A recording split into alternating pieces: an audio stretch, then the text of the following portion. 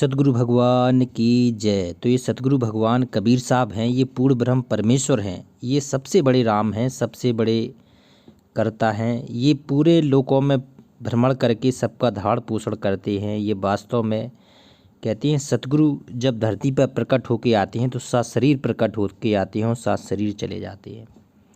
तो उन्होंने पूरा आध्यात्मिक ज्ञान, बिल्कुल अनमोल ज्ञान शब्दों के माध्यम से दिया है और एक एक शब्द में बहुत ही गहराई है कि सतगुरु ने हमें पूरा बता दिया है कि वास्तव में इस काल के जाल से निकलने की क्या विधि है, सतगुरु हमारे लिए कितना महत्वपूर्ण है और सतगुरु के सानिध्य में रह के कैसे हमें ये भक्ति करना है।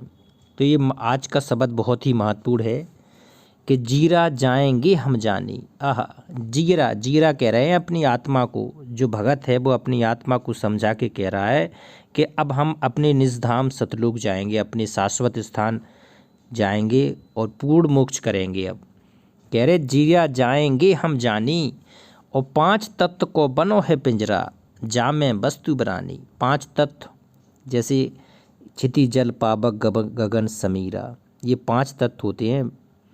तो इन पांच तत्वों का बना है पिंजरा और ये शरीर है ना, जो मानव शरीर इन्हीं पांच तत्व का है और इन्हीं पांच तत्व में कहती है मरने के बाद मिल जाता है।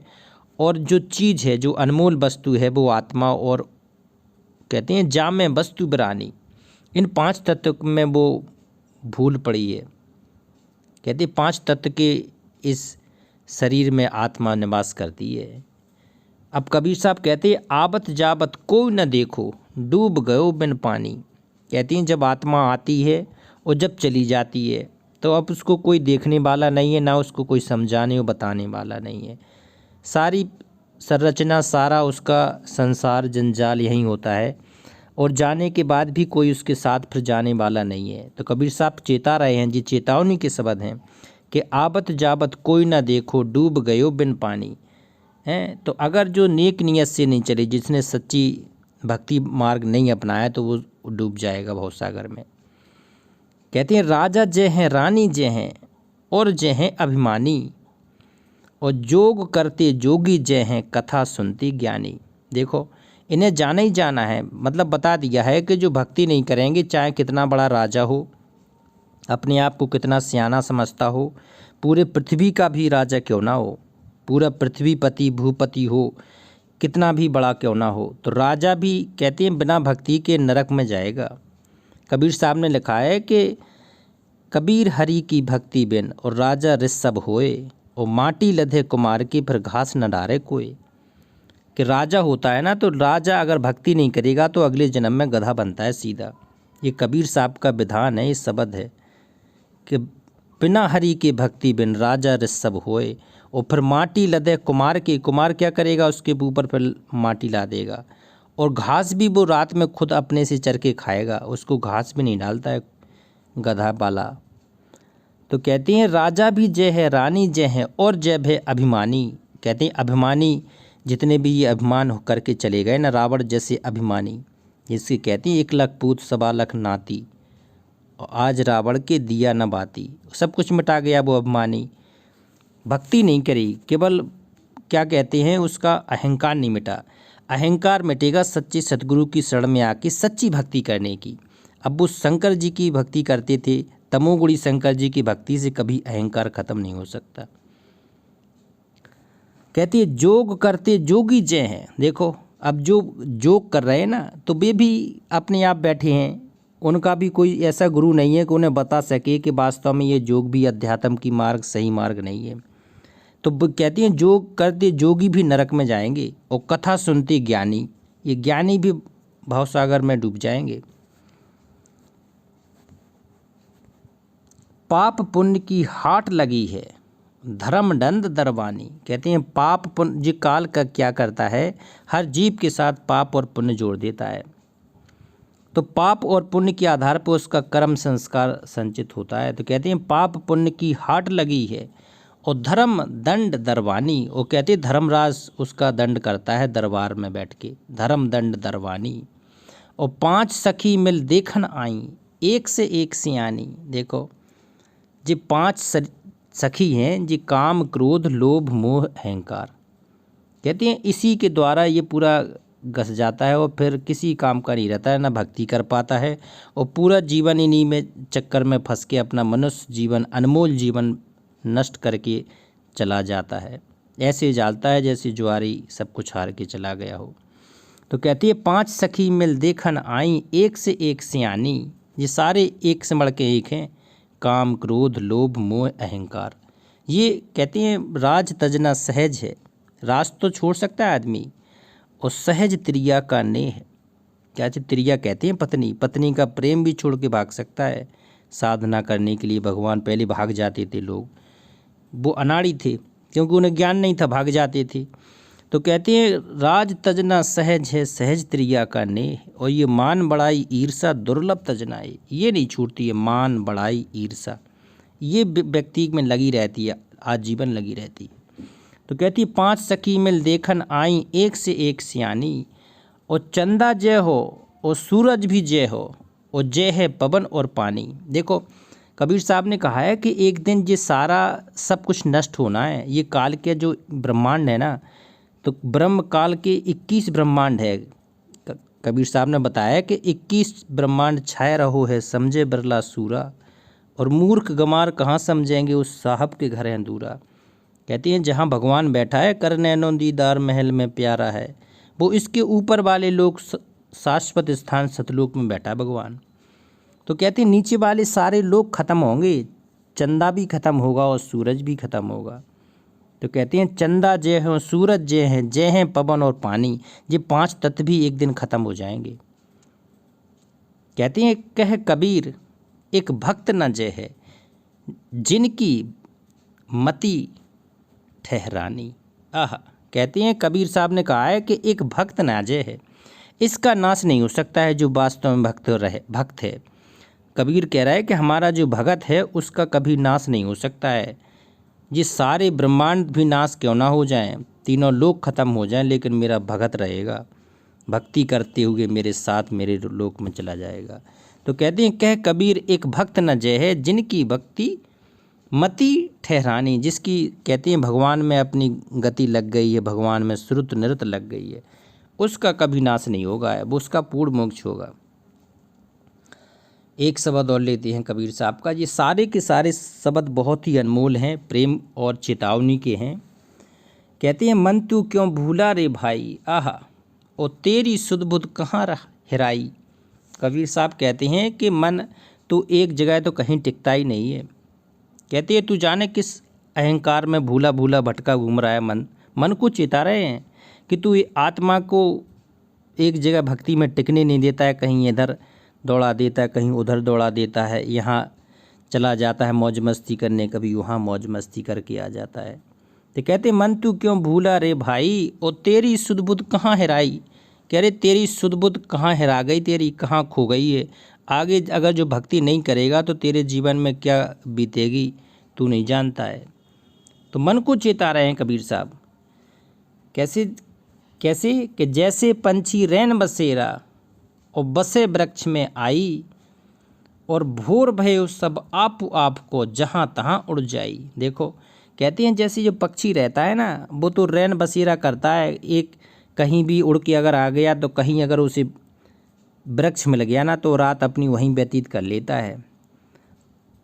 तो जैसे पक्षी रैन बसेरा बसे वृक्ष में आई, वृक्ष में आके बस जाता है, और भोर भयो सब आप को जहाँ तहाँ उड़ जाई। कहते जैसी सुबेरा होता है ना, तो वैसे ये अपने आप वहाँ से उड़कर कहीं अपने स्थान में दूसरी जगह चले जाता है। इसी प्रकार से ये शरीर है, मानव शरीर है, और इसमें ये आत्मा है। जब उस अंत समय आ जाता तो ये शरीर तो छोड़ना ही छोड़ना है, चाहे आज छूटे, चाहे 50 साल बाद छूटे, चाहे 10 साल, चाहे 80 साल बाद, ये तो छोड़ना ही है। तो कबीर साहब कह रहे हैं जिस हिसाब से पक्षी छोड़ के चला जाएगा, इसी प्रकार से इस शरीर को आत्मा छोड़ के चली जाएगी। और भक्ति नहीं करोगे, भगवान को नहीं सुमरोगे, तो फिर कहती हैं फिर कोई समानने वाला उस आत्मा को नहीं है, सीधा कहती हैं नरक में जाएगी। कबीर साहब ने कहा है कि कहते हैं आया है सो जाएगा राजा रंक फकीर, ये सबको जाना है, लेकिन कहते हैं एक सिंहासन चढ़े जात। आह, सिंहासन पर चढ़ के कौन जाएगा? जो भगत होगा, जो भक्ति करेगा। और एक बंधे जात जंजीर, और जो भक्ति नहीं करेगा वो सीधा नरक में जाएगा। यम के दूत आएंगे और जंजीर बांध के उसको ज़बरदस्ती ले जाएंगे। तो कहती हैं कि भोर भयो सब आप को जहाँ तहाँ उड़ जाई, और सपने में तो राज मिलो है हाकिम हुक्म दुहाई, और जाग परो सब लाओ न लश्कर, और पलक खोले सुध पाई। आहा, कहती है तेरे तो लिए तो ये सपने जैसा है कि सपने में तो राज मिलो है। तू कितना भी बड़ा राजा बन गया है, तू कितनी बड़ी पदधारी हो गया, कितना ही संपत्ति तूने जोड़ ली है ना, कितने भी तेरे आगे हुक्म दुहाई, तेरी हुक्म चलने लगी है, हुकूमत तेरी चलने लगी है, लेकिन ये तेरे किस काम की आएगी? जब तू यहाँ से जाएगा तेरे लिए तो वो जंजाल हो जाएगी, वो काल का जंजाल हो जाएगी, सारे कर्म बिगड़ जाएंगे। सपने में तो राज मिलो है हाकिम हुक्म दुहाई, और जाग परो तब लाओ न लश्कर, और पलक खुली सुध पाई। कहती है जब तू जागेगा ना, जब तू यहाँ से जाएगा तब जागेगा, चेतेगा कि वास्तव में मैंने तो कुछ प्राप्त ही नहीं किया। जिस मनुष्य जीवन के लिए हमें यहाँ पर पृथ्वी लोक पर भेजा गया था, भगवान ने कहा था बेटा भक्ति करना।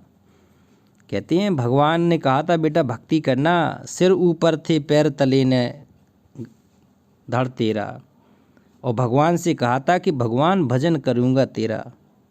जब आते समय कहा था, हर जीव करता है, हर आत्मा करती है कि हे भगवान मैं अच्छे कर्म करूँगा, मैं भक्ति ही करूँगा। तो कहते जाग परो सब लाओ न लश्कर, आहा जो कोई काम की नहीं है तेरे लाओ न लश्कर, और पलक खुले सुध पाई, तब तेरी सुध पाएगी जब तेरा सब कुछ चला जाएगा। कहते मात पिता बंधु सुत्रिया ना कोई संगो संगाई, यह तो सब स्वार्थ के संगे झूठी लोक बढ़ाई। अब देखो, अब वैसे तो सबसे खास हैं सब लोग, लेकिन कबीर साहब यहाँ क्या कह रहे हैं? मात पिता बंधु सुत और तिरिया ना कोई संगो सगाई। संगो सगाई का मतलब ये है कि जो काल का जाल है सबसे बड़ा तांता यहीं बुना है। कहते हैं ये संबंध ऐसे हैं जैसे माता पिता, बंधु भाई बंधु, सुत पुत्र होता है, त्रिया होता है पत्नी। कोई भी जीव आत्मा इनको छोड़ ही नहीं सकता है, किसी भी कीमत में भी नहीं छोड़ सकता है, क्योंकि सबसे ज़्यादा प्रेम संबंध परिवार में ही रहता है। तो कबीर साहब कहते हैं मात पिता बंधु सुत्रिया ना कोई संगो सगाई, मतलब जब तू जाएगा तो अगर तेरा जाने का समय हो गया है तो फिर तुझे कोई रोक नहीं पाएगा, और फिर कोई साथ भी तेरे नहीं जाएगा, इसलिए अपने नहीं है। कबीर साहब कह रहे हैं और यह तो सब स्वार्थ के संगी। आह देखो अब कितनी बड़ी बात कह रही कबीर साहब ने, यह तो सब स्वार्थ के संगी झूठी लोक बढ़ाई। लेकिन ये बातें चूँकि नहीं हजम होती हैं, लेकिन आध्यात्मिक दृष्टि से ये कबीर साहब कहना चाहते हैं कि भाई तू अपना भक्ति कर ले, ये संबंध भी तेरे चलते रहेंगे, लेकिन अपना भक्ति करके थोड़ा आगे चलने की तैयारी कर ले। अब यह तो सब स्वार्थ के संगे झूठी लोक बढ़ाई, और सागर माही लहर उठत है, आहा और गनता गनी न जाई, और कह कबीर सुनो भाई साधु दरिया लहर समाई। कहते हैं अब जब तू आगे चलने की तैयारी करेगा ना, सागर में जैसी लहर उठती है, जैसी लहर उमंग करके आगे बढ़ती है, वो कहीं रुकती नहीं है, उसको आगे बढ़ने के लिए केवल उसकी स्रोत आगे बढ़ती जाती है, उसको केवल भगवान ही दिखते हैं, सतगुरु ही अपने दिखते हैं कि वास्तव में हमें आगे बढ़ाते जाएंगे। तो सागर माही जैसी लहर उठत है, और गनिता गनी न जाई, किसी प्रकार का फिर उसको अवरोध नहीं हो सकता है, जिसको वास्तव में श्रुत लग गई कि हमें भक्ति ही करके पार होना है, भगवान के यहाँ जाना है, सतलोक जाना है, कबीर के निज धाम में जाना है, तो फिर कोई उसे नहीं रोक पाएगा। और कह कबीर सुनो भाई साधु, कबीर साहब साधु से कह रहे हैं, अपने संतों से कह रहे हैं, और दरिया लहर समाई, दरिया ये आत्मा और उस पूर्ण परमात्मा रूपी सागर में, समुद्र में समा जाएगी। तो ये चेतावनी के शब्द हैं, ये कबीर साहब के चेतावनी के शब्द हैं, ये बहुत अनमोल शब्द हैं। ये कबीर साहब ने 1398 में प्रकट होके जब आए थे तो 14वीं ईस्वी में इनको लिखा था, आज के लिए लिखा था कि आज इतनी दुनिया की भागम दौड़ में भक्ति करने के लिए कुछ तो समय निकाले, एक पल तो निकाले, एक घड़ी तो निकाले, बैठ के कभी भगवान का सुमरन तो कर सके। आगे की यात्रा में कुछ तो सकारात्मक हो सके। तो ये सब अनमोल शब्द हैं, कबीर साहब ने बिल्कुल चेतावनी वाले अनमोल शब्द हैं। इनके माध्यम से सही तरीके से आध्यात्मिकता की ओर कबीर साहब ने बढ़ाया है कि वास्तव में भक्ति ही करना है, भक्ति करके ही पार होना है। तो ये पूर्ण ब्रह्म परमेश्वर थे, ये अविनाशी राम थे कबीर साहब, इनसे बड़ा कोई भगवान नहीं था। कहते इनका लोक भी सबसे ऊपर है और ये काल के जाल से मुक्त कराने के लिए पृथ्वी पर प्रकट होते हैं। समय समय पर साधु संत के रूप में आते रहते हैं और अपनी यही पूरी साधना काल के जाल से निकलने की बताते रहते हैं। ये मोक्ष की पूरी भक्ति कराते रहते हैं। तो ये अविनाशी राम पूर्ण ब्रह्म परमेश्वर ये बंदी छोड़ है। कहते हैं अमर करूं सतलोक पठाऊं, ताते बंदी छोड़ कराऊं। तो इस पूर्ण ब्रह्म परमेश्वर की जयकारा लगाते हैं। पूर्ण ब्रह्म परमेश्वर बंदी छोड़ सतगुरु कबीर साहेब की जय।